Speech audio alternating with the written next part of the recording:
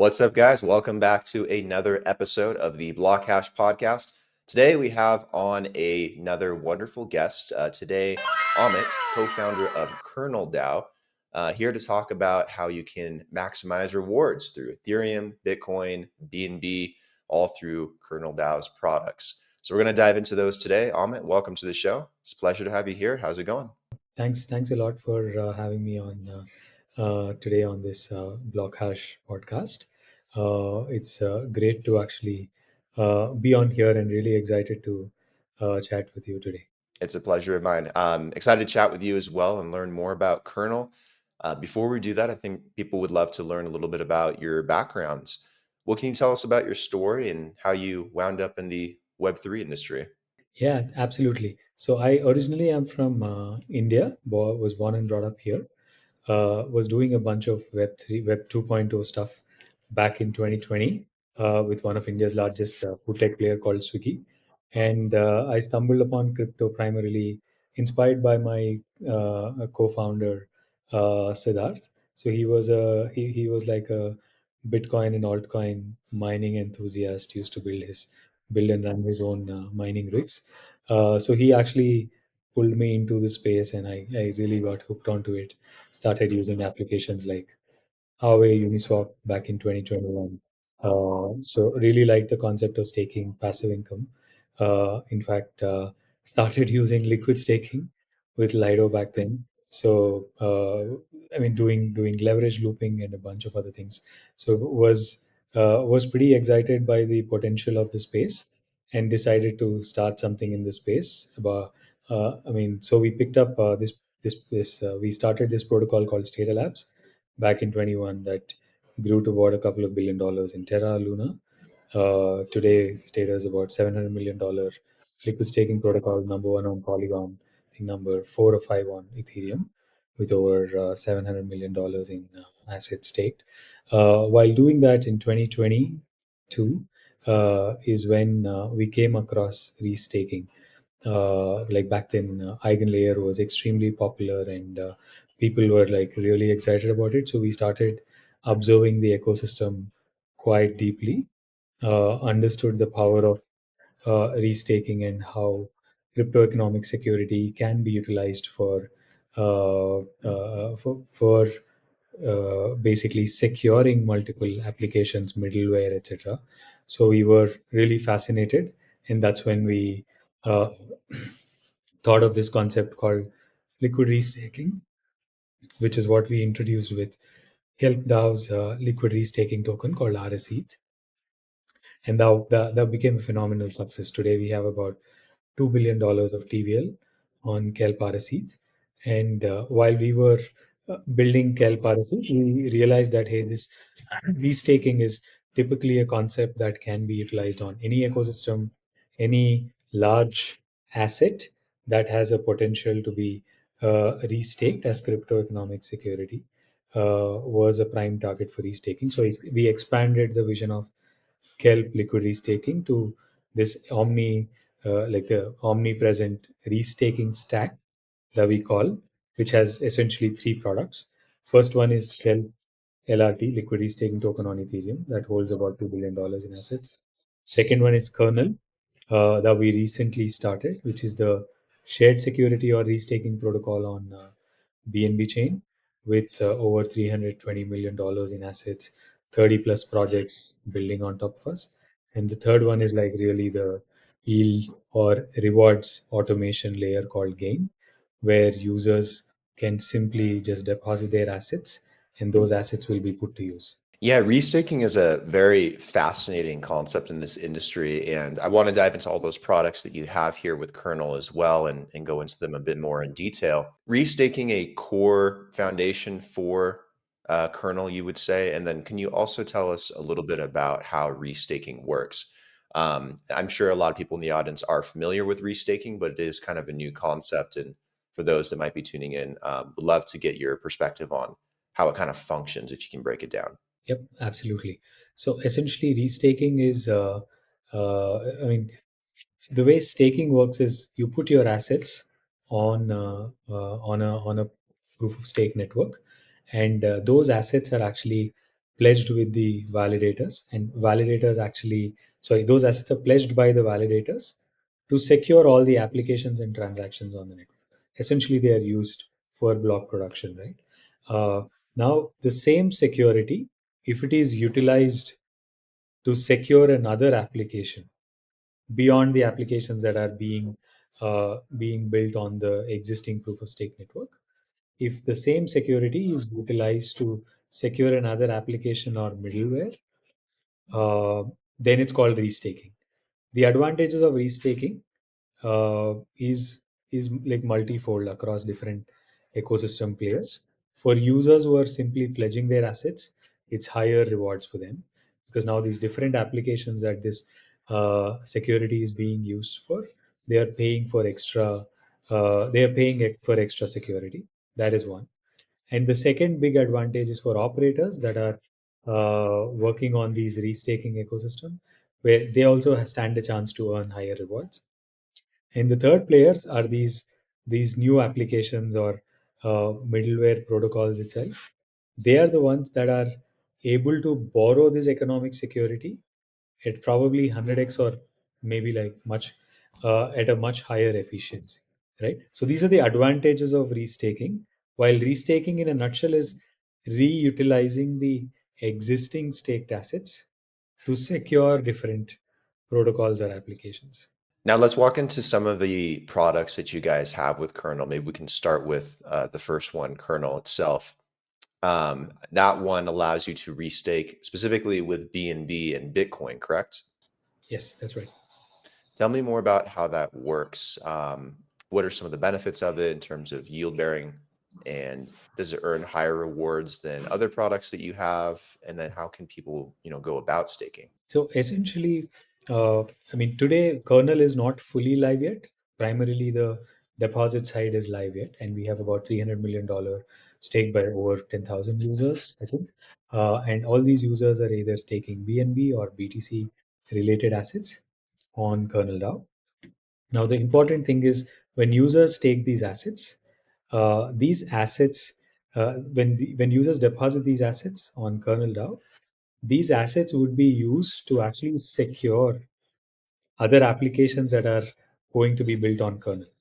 A few examples of these applications are one, there is this protocol called Mira AI. They are building a decentralized AI verification layer where the models that are being built by these different developers can borrow these decentralized security from kernel, so that these models, there's no question about the uh, credibility of these models, because kernel's economic security is being utilized as a guarantee for these models. So that's one application that will be built on top of kernel, and there are like several such applications that are going to be built on kernel that will use kernel's restaked economic security. Gotcha. What are some of those other applications? So a couple of other applications are decentralized bridges, where, like for example, protocols like Brevis, eOracle, they're going to bring real world asset data onto chain, onto blockchains. Now you need security to actually prove that the data that is being written on chain by these protocols is accurate. So that needs security. In a typical world, protocols like Chainlink use link tokens to secure these, but not every protocol is as big as Chainlink to provide such high amount of security. And then you also have a product called Kelp, which is a liquid restaking protocol for Ethereum. How does that one differ from the kernel product that we just talked about? And what are also some of the similarities? Yeah, absolutely. It's a good question, right? By the way, just to clarify, Kelp, Kernel, and Game are all part of KernelDAO. It's like a unified token that kind of is the common governance token across all of these products. In terms of what like Kelp, LRT itself, LRT, I'm just using it as an acronym for Liquid Restaking Protocol. Uh, so the way you should think about these three products is kernel is the underlying infrastructure that is actually the core restaking infrastructure or shared security infrastructure on BNB chain BTC. Uh, Similar to kernel, there is a protocol called EigenLayer on Ethereum, which is one of the popular protocols. And Kelp is like the a capital efficiency layer on top of eigenlayer. So it's called liquid restaking because when you when users deposit their staked assets on eigenlayer, they are locked. Users cannot instantly withdraw those assets. But Kelp solves that problem along with offering multiple other benefits to users. So when users deposit their assets with Kelp, Kelp takes those deposits, issues a token called RSETH, and that RSETH is a proof that their tokens are held on Kelp. They can come back to Kelp and unstake it anytime. But there are advantages to this. One is liquidity, because we have liquidity pools on automated money markets like Balancer or Uniswap. Users can actually swap RSETH for ETH at any point of time. That's one advantage. And the second advantage for of Kelp is Kelp RSETH is basically now users can collateralize this RSETH on a protocol like Aave and borrow against that. They could borrow ETH, they could borrow stable coins, etc. Not just Aave, there are like, I think we have about 50 plus DeFi integrations that users can put this Kelp's LRT to use. So that's the advantage of, or that's the essential quick overview of Kelp. So essentially, in a nutshell, Kernel is the product on BNB chain, which is similar to Eigenlayer. Kelp is the liquidity layer on top of Eigenlayer. Kind of slightly different products, but operating across the restaking stack, I would say. And there are several liquidity staking protocols like Kelp that are building on top of on top of kernel, like Yieldnest, Autolayer, Stakeys, and a bunch of them. Looking at both Kernel and Kelp, do they have any required lockup periods of time, any restrictions in terms of when you unlock them, or minimums that need to be staked, or even fees for unstaking early? I know some other liquidity providers out there and stakers do have some of those restrictions. Does that apply to you guys as well? So on Kelp, we don't ha- Kelp doesn't impose a specific lockup period. We typically follow the lockup period of Ethereum beacon chain or Eigenlayer. So that is the main thing. So essentially, when users take their ETH or LSTs on Kelp, the typical unstaking or withdrawal period is usually 7 to 14 days, depending on the network's availability depending on the beacon chain withdrawal timelines on Ethereum as well as Eigenlayer. On Kernel, because we just launched it a month ago, there is no lockup period on Kernel yet. Users can deposit their BNB or BTC at any point of time and withdraw it at any point of time. And this one leads into the third product that you guys have called Gain, which I thought was pretty interesting, being an automated vault on Ethereum. No lockup, no minimum required, access to multiple airdrops. There's an airdrop gain vaults, higher rewards on Ethereum, a lot of different benefits compared to Kelp and Kernel as well. Can you contrast Gain a little bit, and what maybe makes that a unique place too? Absolutely. So essentially, Gain is think of Gain as like a multiple automated vaults.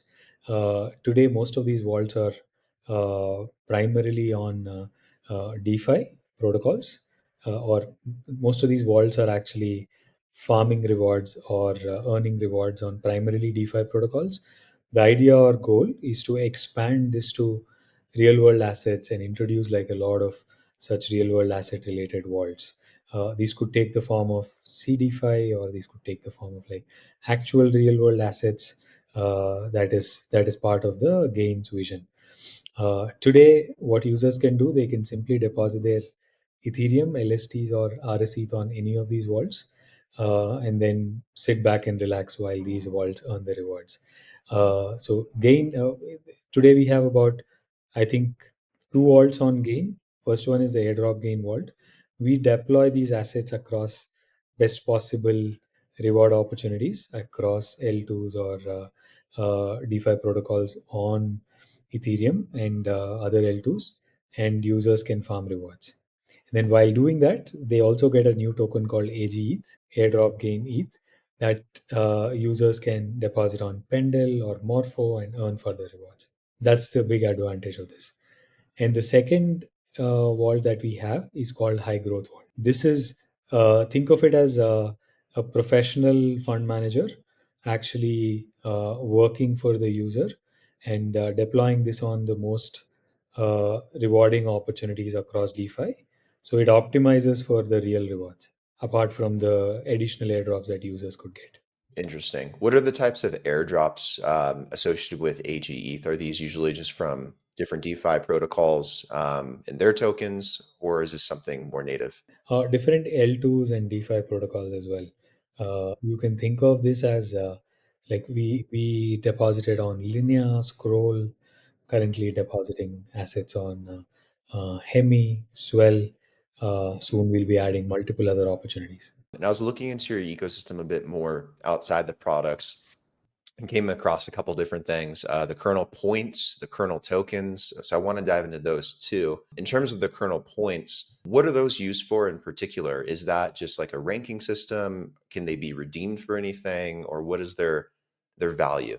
Yep. So kernel points, the users have been earning these kernel points by doing specific actions on the protocol, like staking with us, providing liquidity for our liquidity stake token, or depositing assets on kernel.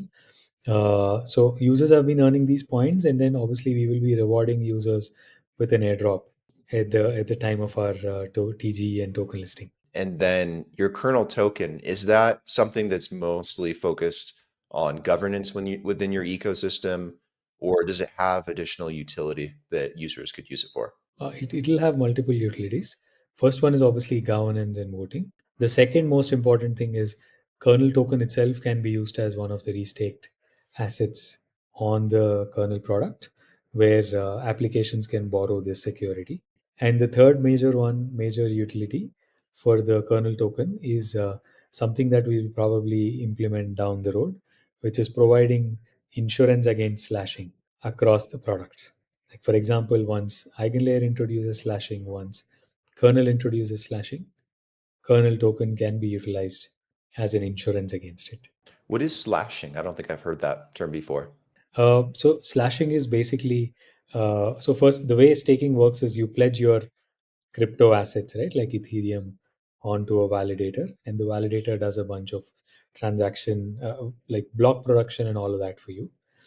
Now, if the validator doesn't actually perform his duties in the right way, the capital or the assets that are pledged by these validators will be penalized. Another question I want to ask you is a little bit more high level, but also kind of taps into the fact that some of your products take advantage of it, and that's the BNB chain and BNB's ecosystem. And I was curious why you chose to allow restaking on BNB, if there were any unique advantages to doing that for projects like Kernel, if there's any specific reason to include it, if it's mostly an application or DeFi protocol specific reason.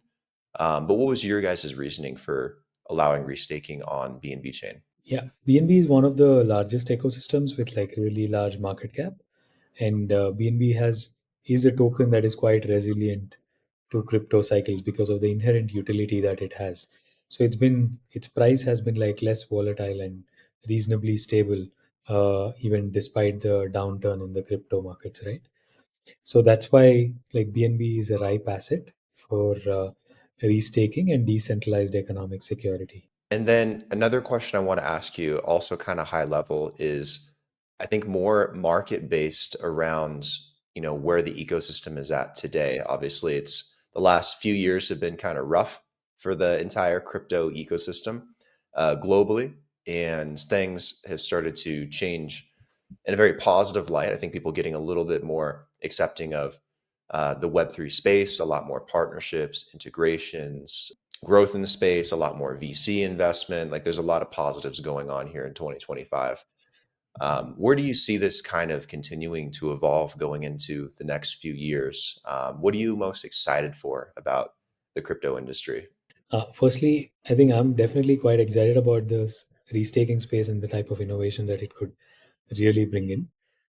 Beyond the restaking space, talking a little bit about the changes in the macro environment across the globe, I think the Trump administration has been quite positive about crypto. More importantly, they want to bring in regulation that creates a framework in which entrepreneurs like us can operate, create innovative applications that gives like a more positive and encouraging, creates a positive and encouraging environment for crypto protocol founders, the existing founders, and also potentially new entrepreneurs that might want to get into the space, right? So that's definitely a big positive for the ecosystem, and I strongly believe that nations across the globe will take notice of this, and you already see quite a few nations following the footsteps of the US, right? So having said that, some specific industries that I believe are ripe for disruption using crypto, or access to real world assets, or access to in general quality financial assets is going to be simplified using crypto, right? Today, if I sitting in like a developing market, getting access to a US financial asset, or like a developed country financial asset, or for that matter any other economy's financial assets, be it stock markets, bonds, real estate, it's not an easily accessible asset class for a lot of users. Same here, same here. And what about in India too? I'm kind of curious because I don't get to talk to a lot of founders or co-founders that are based out of India. What's the environment there in terms of, building out something in the Web3 space? Are they pretty open to it and welcoming? Is it restrictive? What's that experience kind of been like? I think they are opening up a little bit these days. It has been restrictive, but they are opening up a little bit these days. Anything exciting about the space potentially in India? There are quite a few cool projects being built out of India. Some around the, I mean, some are building a lot of innovative financial applications, staking companies. Luga nodes is an example, and lots of lots of DeFi protocols like LogX. Lots of Indian founders. Instad erstwhile Instant app, which is Fluid, is built by Indian founders. So that way, there are like a lot of good ecosystem players coming out of India. So what does your guys' horizon look like for Kernel in 2025? Any updates that you can give to people on maybe some things you guys are working on? Any new products that maybe you guys are thinking about rolling out this year, or anything exciting for users that they should keep an eye out for, as well as any events maybe that you guys are attending, any kind of engagements, things where people can also maybe meet you guys in person at some point? We'll be doing like a couple of big events at ETH Denver. So if any of your viewers are there, please do register to our event. We'll drop a Luma link soon, and would love to meet any of you as well as your viewers slash listeners there. The other thing is we have quite a few products that we are going to launch pretty soon. Like the kernel is going to sort of launch the operator and middleware testnet and mainnet in the next few months. That's a major milestone for us. And beyond that, kernel is going to expand into BTC-Fi, CD-Fi, as well as a lot of innovative spaces like RWAs. So stay tuned for those. Awesome. And where's the best place to keep up with all that? Is that through socials? Do you guys have a community just on the website, or where would you direct people? Best way to stay tuned with our upcoming updates or product launches is to sort of follow our Twitter and just bookmark our KernelDAO.com. Amit, this has been a really good episode. Learned a lot about what you guys are doing in terms of the restaking space, and I think what you guys have in terms of your products with Kernel is really quite cool. The way you guys have it laid out. So I appreciate you sharing that with the audience today. Definitely let me know as new products come out, like you mentioned for Kernel in the near future. Here, maybe we can hop on and do a part two, maybe later in 2025 as well. And excited for you guys to continue to evolve in this space. It's going to be a very exciting year, I think. A lot of good things happening. Absolutely. Thank you. Thanks a lot, everyone, for listening in, and thank you for having me on the show.